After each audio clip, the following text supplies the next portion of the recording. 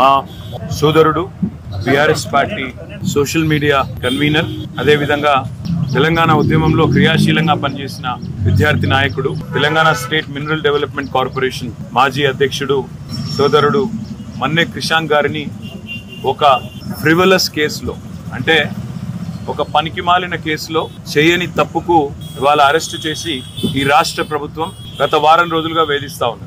తప్పు చేసిన రేవంత్ రెడ్డి ఇవాళ బయట తిరుగుతా ఉన్నాడు. ఫోర్జరీ చేసి ఉస్మానియా చీఫ్ వార్డెన్ యొక్క లెటర్ ను ఫోర్జరీ చేసిన క్రిమినల్ ఏమో ఈ రాష్ట్రానికి ముఖ్యమంత్రి, కానీ అసలు నోటీస్ ని బయట పెట్టిన క్రిషాంక్ నేమో ఈ రోజు చెంచల్గూడ జైల్లో పెట్టినారు. దీన్ని బట్టే చెప్పవచ్చు ఈ రాష్ట్రంలో వ్యవస్థ ఎట్లా పనిచేస్తా ఉంది, ఈ రాష్ట్రంలో ప్రభుత్వ పనితీరు ఎట్లా ఉందో దీన్ని బట్టే చెప్పవచ్చు. ఇవాళ ఈ రాష్ట్ర ముఖ్యమంత్రిగా ఉన్న రేవంత్ రెడ్డి గారిని నేను అడుగుతా ఉన్నా, క్రిషాంక్ కనుక పెట్టిన సర్క్యులర్ తప్పైతే నేను ఇదే చెంచల్గూడ జైల్లో నేను జైలుకి పోతాను.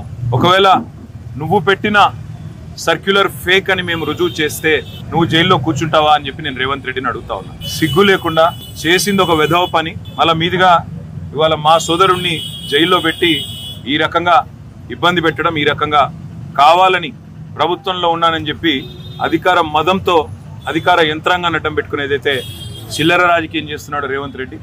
తప్పకుండా ప్రతిదానికి కూడా బదులు చెప్పే టైం వస్తుంది, ప్రతిదానికి కూడా మిత్తితో సహా చెల్లించే టైం కూడా వస్తుంది.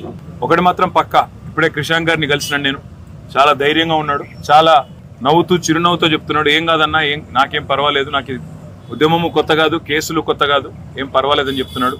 చేయని తప్పుకు ఇవాళ వారం రోజులు జైల్లో ఉన్నా ఆయనలో ధైర్యం మాత్రం సడలేదు.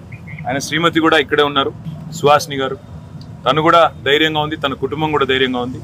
నేను ఈ ప్రభుత్వాన్ని నేను డిమాండ్ చేస్తా ఉన్నా, చేసిన వెధవ పనికి ఇప్పటికైనా క్షమాపణ చెప్పి వెంటనే క్రిషాంక్ని విడుదల చేయండి.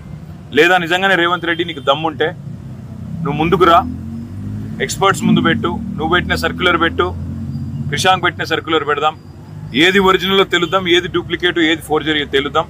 ఆ తర్వాత ఎవరు చెంచల్గూడలో కూర్చోవాలో కూడా తెలుద్దామని చెప్పి కూడా నేను రాష్ట్ర ముఖ్యమంత్రిని, ఈ రాష్ట్ర ప్రభుత్వాన్ని డిమాండ్ చేస్తా ఉన్నా. ఇకనైనా బుద్ధి తెచ్చుకొని, ఇకనైనా సిగ్గు తెచ్చుకొని, చేసిన తప్పును సరిదిద్దుకొని మరి వెంటనే క్రిషాంక్ విడుదల చేయాలని చెప్పి కూడా నేను డిమాండ్ చేస్తాను.